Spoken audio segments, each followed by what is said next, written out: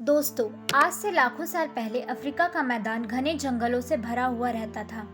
यह दौर था हमारे पूर्वज आदि मानवों का। इन्हीं जंगलों में इन्होंने अपने आप को विकसित किया।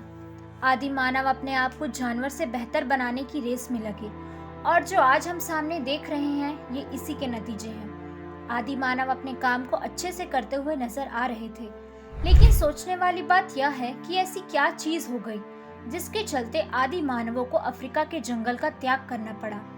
आज से 20 लाख साल पहले अफ्रीका में घना जंगल ही रहा करता था। इस जंगल में खतरनाक जानवरों का बसेरा हुआ करता था और यही आदि मानव भी रहा करते थे।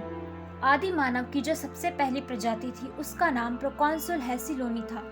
ये पेड़ों पर अपना जीवन बिताते थे। धरती पर होने वाली चीजों से इनका कोई मतलब नहीं रहता था।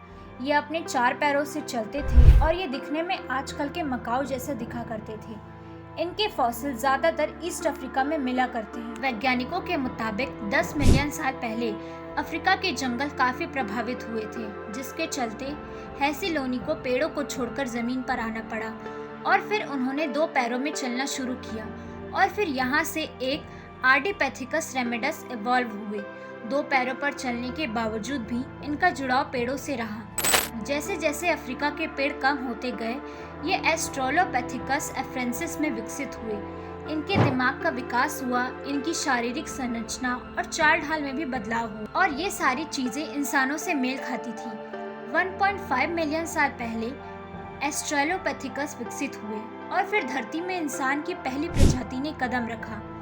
वैज्ञानिकों ने इन्हें होमो हैबिलस का नाम दिया। यहाँ से ये नई चीजें सीखते गए और फिर इंसानों ने यहाँ से पीछे मुड़ के नहीं देखा। समय के साथ होमो हैबिलस भी विकसित हुए और धरती पर होमो इरेक्टस ने कदम रखा। होमो इरेक्टस वही प्रजाति थी जिन्होंने अफ्रीका को छोड़कर अन्य महाद्वीप में जाने का फैसला किया।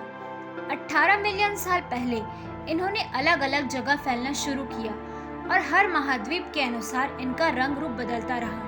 हम कह सकते हैं जिन्होंने ठंडे स्थानों को चुना उनका रंग गोरा और गर्म स्थानों का रंग काला हो गया। लेकिन सवाल अब भी वही है कि इन्होंने अफ्रीका के जंगलों को आखिर छोड़ा क्यों? इनके जंगलों के छोड़ने का कारण क्या बना?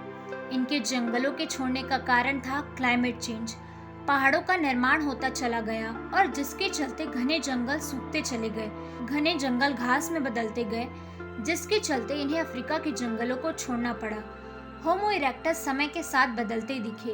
ये अपना जीवन व्यापन करने के लिए भ्रमण करते हुए नजर आ रहे थे और ये पेड़ों पर चढ़ने की कला को भूलकर जमीन पर दौड़ना और चलना सीख चुके थे। ये अपनी जरूरतों को पूरा करने के लिए पूरे तरीके से सक्षम हो चुके थे।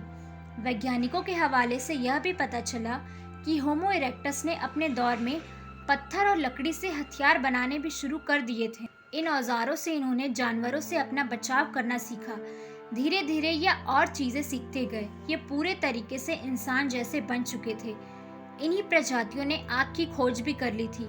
इन्होंने इसका फायदा समझकर खाना पकाकर खाना शुरू कर लिया था। लेकिन धरती पर जीवन बिताना इतना भी आसान नहीं था।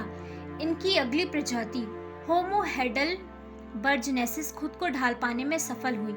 इनके दिमाग का आकार बिल्कुल इंसान की तरह ही था, हालांकि जबड़े और आंखें इंसान से काफी ज्यादा अलग थी। लेकिन ये काफी चीजें सीख चुके थे। इन्होंने घर बनाना और इंसानों को दफनाना भी शुरू कर दिया था। अब मानव पूरी तरीके से जान चुका था कि धरती में उसको जीवन कैसे जीना है।